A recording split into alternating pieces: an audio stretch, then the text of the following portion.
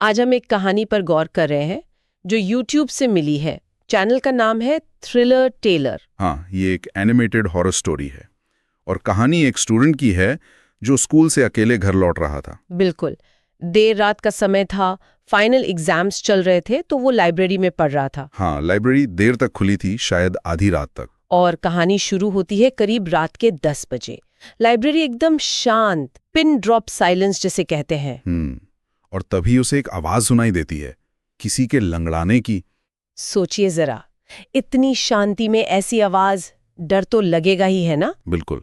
वो इतना डर गया कि उसने फौरन सब बंद किया और लाइब्रेरी से बाहर भागा। बाहर लंबा सा गलियारा था और गलियारे के बिल्कुल आखिर में, मतलब एग्जिट गेट के पास, उसे एक महिला खड़ी दिखी। हाँ, छात्र ने थोड़ी हिम्मत करके पूछा, कौन है? लेकिन कोई जवाब नहीं। वो महिला बस गायब हो गई, वहीं के वहीं, जैसे हवा में खुल गई हो। ये बड़ा अजीब था। मतलब क्या वो सच में थी या सिर्फ उसके डर का वहम? कह ही नहीं सकते। वो बाहर निकला, सड़क पर आया, लेकिन सड़क भी एकदम खाली। जो कि उस इलाके के लिए नॉर्मल नहीं था, है ना? वो सड़क तो रात में भी बिजी रहती है। हाँ, यही तो। ये खालीपन थोड़ा और डरावना लगा होगा उसे। बिल्कुल। फिर वो घर की तरफ बढ़ा। घर बस आने ही वाला था कि उसे जमीन पर एक परछाई दिखी। परछाई? लेकिन आसपास तो कोई था नहीं। नहीं, कोई नहीं था। उसने ऊपर देखा तो एक औरत ठीक उसके आगे चल रही थी। और उस औरत का हुलिया काफी अजीब था। हाँ, बताइए जरा। वो लंगड़ाकर चल रही थी, कपड़े फटे हुए, गंदे, हाथ पैर जैसे मुड़े हुए से लग रहे थे, बाल बिखरे हुए। मतलब दिखने में काफी परेशान लग रही थी। बहुत ज्यादा। उसे देखकर छात्र वहीं रुक गया, एकदम जम गया। हिम्मत ही नहीं हुई कि आगे बढ़े या उसे क्रॉस करे। डर गया होगा बेचारा।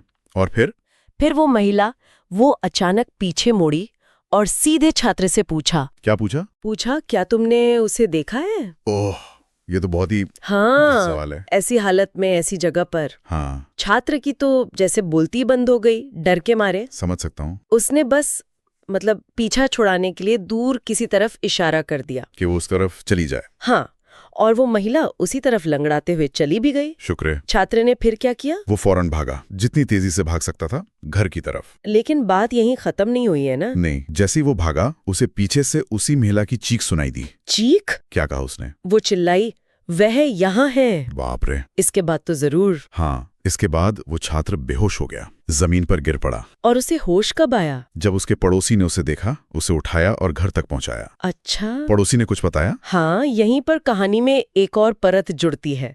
पड़ोसी ने एगाथा नाम की एक महिला की कहानी सुनाई। एगाथा? कौन थी वो? 1998 में एगाथा नाम की एक 32 साल की महिला थी।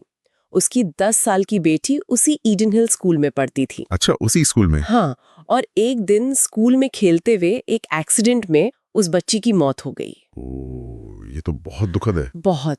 और लोग कहते हैं कि तब से एगाथा का भूत, उसकी आत्मा, स्कूल और आसपास के इलाके में भटकती है, अपनी बेटी को ढूंढते हुए। हाँ, अपनी खोई हुई बेटी की तलाश में, इस उम्मीद में कि शायद वो उसे फिर से मिल जाए। तो ये पूरी कहानी, छात्र का अनुभव और एगाथा की ये दुखद कहानी, ये तो आपस में जुड़ रही हैं? बिल्कुल जुड़ रही हैं। वो महिला का लंगड़ाना, उसकी हालत और उसका वो सवाल, क्या तुमने उसे देखा है? हाँ, ये सब उस माँ के दर्द और तलाश से मिलता है जो अपनी बेटी को खो चुकी है। सही कहा। अक्सर ऐसी दुखद घटनाओं से ही तो ऐसी स्थानीय कहानियां, लेजेंड्स बन जाती हैं, है ना? बिल्कुल, ये पीढ़ी दर पीढ़ी चलती रहती हैं। महिला, सड़क का खालीपन, वो अजीब सवाल, चीख और फिर एगाथा के दुख भरी दास्तान। और ये हमें सोचने पर मजबूर करती है कि आखिर ये अनुभव होते क्या हैं? क्या सिर्फ दिमाग का खेल है? डर, अकेलापन, माहौल का असर? या फिर इन कहानियों में, इन देखे जाने के दावों में कोई और सच्चाई छिपी है? हाँ, ये सवाल तो रहता ही है। एगाथा जैसी कहानियां किसी समाज में जिंदा रहती हैं, ये भी अपने आप में एक गहरा विषय है।